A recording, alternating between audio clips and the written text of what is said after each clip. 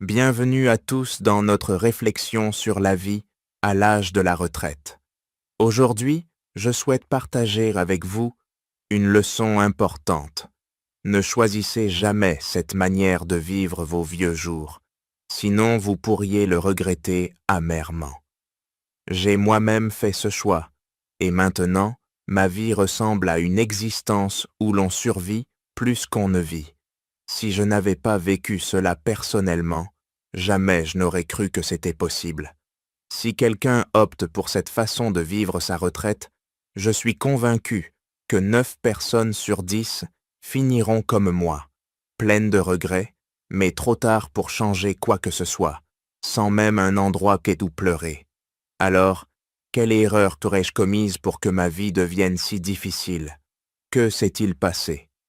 Après avoir entendu mon histoire, vous aurez une nouvelle perspective et saurez comment organiser votre propre retraite. C'est l'histoire vraie de ma cousine, aujourd'hui âgée de 68 ans. Avant de prendre sa retraite, elle travaillait dans l'administration fiscale et reçoit désormais une pension d'environ 400 € par mois. Elle et son mari ont eu 2 enfants.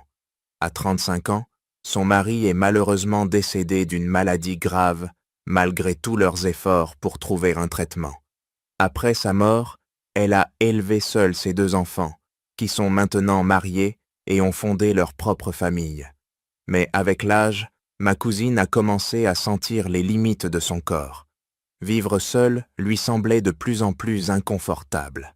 Elle craignait qu'en cas de maladie ou d'accident, ses enfants, vivant loin, ne puissent pas intervenir à temps.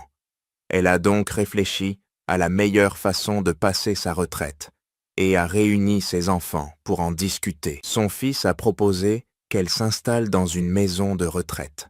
Selon lui, elle y serait entourée de personnes de son âge, ce qui rendrait sa vie plus joyeuse. Le personnel soignant s'occuperait de tout, des repas aux besoins quotidiens, et des médecins seraient toujours disponibles en cas de problème. Les maisons de retraite modernes offrent un cadre agréable, confortable et bien équipé, mais sa fille s'y est opposée fermement. Non, une maison de retraite, ce n'est pas une bonne idée. Je ne serais pas rassurée. Et que diraient les gens? Ils penseraient que nous sommes des enfants indignes, abandonnant notre mère. La fille a suggéré d'embaucher une aide à domicile. Cela permettrait à leur mère de rester chez elle, de manger ce qu'elle veut et de recevoir des visites régulières de ses enfants. Mais ma cousine n'était pas convaincue. Elle ne voulait pas d'une maison de retraite, mais l'idée d'avoir une inconnue chez elle la mettait mal à l'aise. Elle avait lu des histoires d'aides à domicile maltraitant des personnes âgées, ce qui l'effrayait. Finalement, sa fille a proposé une autre solution. Et si nous prenions soin de toi à tour de rôle, tu pourrais vivre 1 an chez l'un, puis 1 an chez l'autre. Ma cousine a trouvé l'idée parfaite. Elle pourrait profiter de ses petits-enfants, vivre entourée de sa famille, dans la joie d'une maison animée. Elle a dit à ses enfants, « Je ne serai pas un fardeau. Ma pension de 400 €, je vous la donnerai intégralement. Cela vous aidera, et je n'ai pas besoin de garder cet argent pour moi. » Son fils, un peu intimidé par sa femme, a appelé son épouse pour avoir son avis. À la surprise générale, celle-ci a accepté sans hésiter. Ma cousine s'est alors demandé « Pourquoi ma belle-fille est-elle soudain si compréhensive? Est-ce qu'elle convoite ma pension ?» Malgré ses doutes, elle a décidé de s'installer chez son fils, pensant que, même si sa belle-fille était parfois difficile, elle ne lui causerait pas de problème, surtout en lui donnant toute sa pension. Mais très vite, elle a regretté son choix. Vivre chez son fils était comme vivre un calvaire au ralenti. Dès son arrivée, sa belle-fille a pris sa carte bancaire. La maison avait 3 chambres, une pour le couple, 2 pour les petits-enfants. Ma cousine, elle, n'avait pas de chambre. On lui a attribué le canapé du salon. Chaque matin, elle devait ranger ses couvertures et les mettre à sécher sur le balcon, puis les ressortir le soir, après que toute la famille avait fini de regarder la télévision. La nuit, elle était réveillée à chaque fois que quelqu'un passait dans le couloir pour aller aux toilettes, car le salon était juste à côté. Sa belle-fille était extrêmement économe. Elle achetait à peine 500 grammes de viande pour plusieurs jours, réservée principalement aux enfants. Les enfants grandissent, ils ont besoin de bien manger, disait-elle. Les adultes, eux, devaient se contenter de légumes. Même les fruits, une fois lavés, étaient emportés dans la chambre des enfants, et ma cousine n'y avait jamais droit. Elle m'a confié. Ma belle-fille est tellement pingre, je leur donne toute ma pension, et pourtant, ils économisent sur tout, même sur la nourriture. Ils doivent mettre tout l'argent de côté. Bien qu'agacée, elle n'osait poser rien dire. Un jour, elle a surpris une conversation entre son fils et sa belle-fille qui l'a mise hors d'elle. En descendant dans la cour de l'immeuble pour discuter avec des voisins, elle n'a trouvé personne et est remontée chez son fils. En approchant de la porte, elle a entendu sa belle-fille dire « Ta mère mange vraiment beaucoup. Avant, on dépensait peu pour un repas, mais depuis qu'elle est cela, il faut acheter plus de pain, plus de viande. Elle mange à elle seule l'équivalent de 2 de mes repas. » Son fils, par crainte de contrarier sa femme, n'a rien répondu. Ma cousine était folle de rage, mais elle s'est retenue. Cette nuit-là, incapable de dormir, elle s'est sentie profondément humiliée. « J'ai élevé mes enfants seule, et maintenant, ils me traitent comme une ingrate, » pensait-elle. Le lendemain, elle a dit à son fils « Cela fait 6 mois que je suis chez toi. Je veux aller vivre un peu chez ta sœur pour changer d'air. » Elle a repris sa carte bancaire et s'est installée chez sa fille. Elle pensait que sa fille, plus proche d'elle, la traiterait mieux. Et en effet, l'accueil était différent. Sa fille a refusé de prendre sa carte bancaire et lui a préparé de bons plats. Son gendre, un homme apparemment gentil, était également attentionné. Mais là encore, une conversation entendue par hasard a brisé ses illusions. Un matin, alors qu'elle dormait encore, elle a entendu sa petite fille dire à sa mère « Pourquoi mamie vit chez nous? Elle a un fils, non? On devrait s'occuper de papy et mamie paternelle, pas d'elle. » Furieuse, sa fille y a grondé l'enfant, qui, vexé, a fugué pendant plusieurs jours, obligeant toute la famille à la chercher. Ma cousine a compris qu'elle ne pouvait pas rester longtemps chez sa fille non plus. Finalement, elle est rentrée chez elle. Épuisée physiquement et mentalement, elle a réalisé une chose.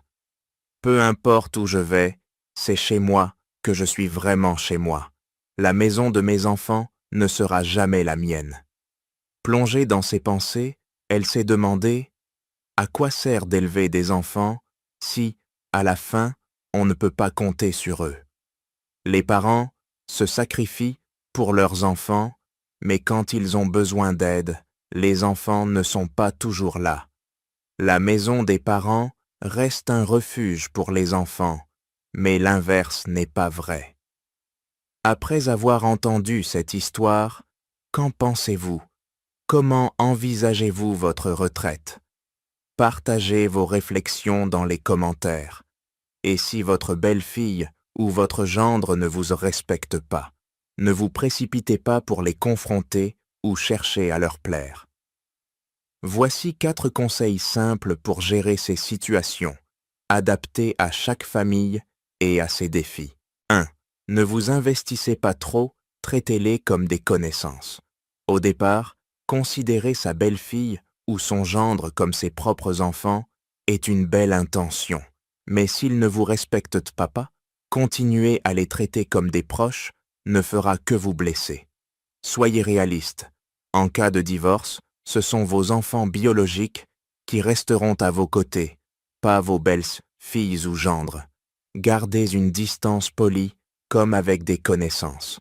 Cela protège votre paix intérieure et vous évite d'entendre des remarques désagréables. 2. Évitez les disputes. Restez silencieux. Face à des personnes qui ne vous respectent pas, les provocations sont fréquentes. Surtout si vous aidez à garder vos petits-enfants, vous pourriez entendre des commentaires blessants. Comme le dit un proverbe, « Un chien vous mord, allez-vous le mordre en retour ?» Le silence est d'or. À force de ne pas répondre, l'autre finira par se taire. Les disputes ne font qu'empirer les relations et peuvent laisser des traces, surtout devant les enfants. Avec le temps, les attitudes évoluent. Vers 40 ans, vos belles-filles ou gendres pourraient devenir plus respectueux. 3. Ne colportez pas les problèmes familiaux. Quand on est blessé, il est tentant de se confier à des amis ou des voisins. Mais ces histoires finissent par circuler, souvent déformées, et reviennent aux oreilles de votre belle-fille ou gendre, créant encore plus de tension. Gardez vos problèmes pour vous. Les voisins ne résoudront pas vos conflits. Ils ne feront qu'en parler. Apprenez à dire « Tout va bien chez nous ». Et si vous ressentez de la frustration, demandez-vous si vous avez, vous ça aussi, une part de responsabilité.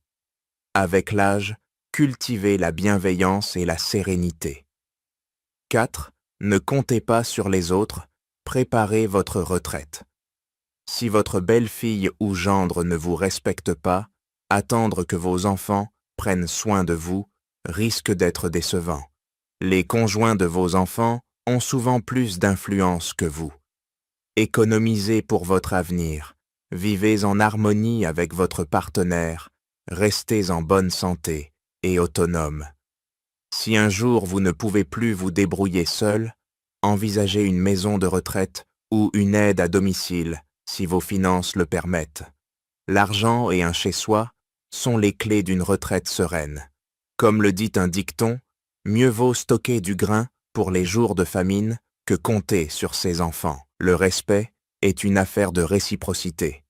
Personne ne doit s'abaisser et personne n'a le droit de juger ou de contrôler autrui. Si votre belle-fille ou gendre ne vous traite pas bien, mais que leur famille est heureuse, c'est déjà suffisant. N'attendez pas la perfection. Comme le dit un proverbe français, chaque maison a ses défauts. Les différences entre les gens rendent les conflits inévitables. La meilleure solution est de garder ses distances, de compter sur soi-même et de vivre avec raison pour préserver la paix. Si cette histoire vous a touché, partagez vos pensées, abonnez-vous à notre chaîne et activez la cloche pour ne pas manquer nos prochaines vidéos. Merci de votre soutien et à bientôt.